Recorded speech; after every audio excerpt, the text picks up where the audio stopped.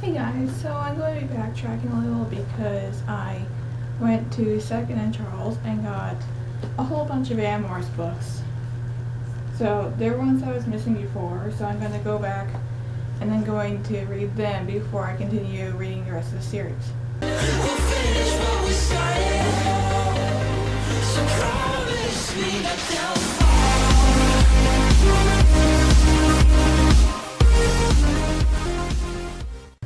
Hi guys, Spotted Honey here with another Animorphs vlog. This is book 8, The Alien. This is the flip book. And interesting thing about this book, I think it was from a school library because of this. Is it focusing? I hope it's focusing. Oh, by the way, this is the inside cover. Because of that, and because the bookmark is still intact. There's actually 2 of them.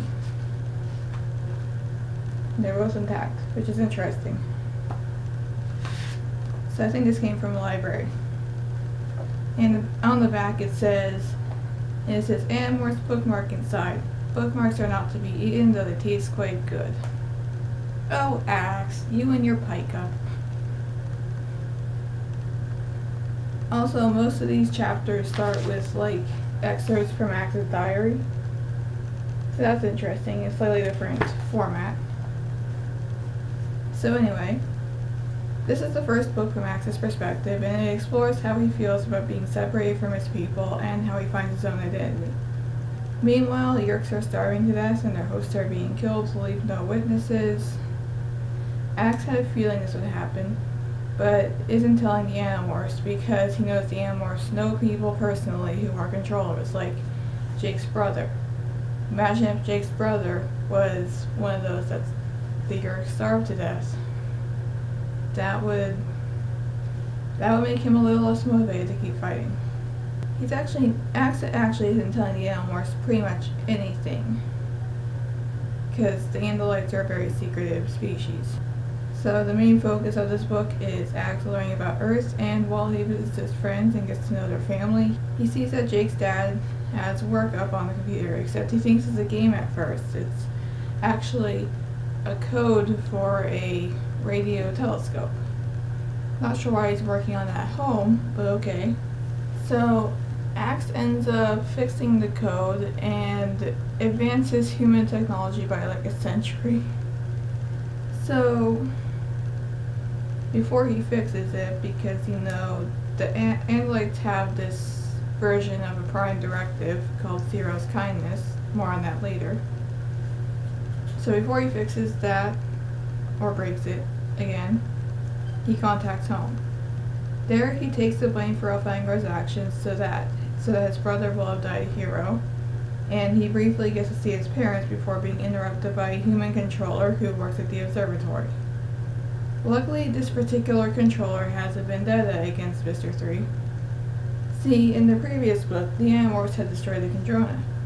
Mr. 3 knew he didn't have enough left to feed everyone, so he left several less important Yeerks to starve on. The Yeerk gives Axe information about where Mr. 3 feeds his Andalite body, so Axe goes to the meadow and morphs a rattlesnake. He bites Mr. 3 and delivers several doses of venom, then tries to escape.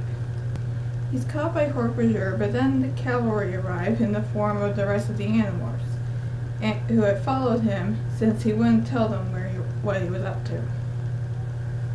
So Mr. 3 ditches his host and escapes into the river, and Axe is left to confront the Andalite, whose name we learn is Aileron. Aileron something something, I don't know, Andalites have really long names, okay? He begs for death and tells Axe to tell his wife and kids he loves them. Axe refuses to kill him in cold blood. He takes Aileron's message back to his family, and we get a hint that maybe the Andalites will be coming to Earth to assist in the fight. Although, knowing bureaucracies and stuff, not optimistic. Then Axe puts the arrows back in the code and telescope is back to normal. Later in the barn, Axe tells everyone about Zero's kindness. We learn that Zero was a kind Andalite who took pity on the Yeerks because they had never seen the stars. He gives them interstellar travel, and the rest is history. So now the androids have a policy of not interfering with other life forms. So what's interesting about this book is that it's a character study, basically. There's been character studies previously for the other Animorphs, and now there's one for Axe. So he basically has a hoof in both worlds, and that's the conflict that, from what I remember, stays with him throughout the whole series.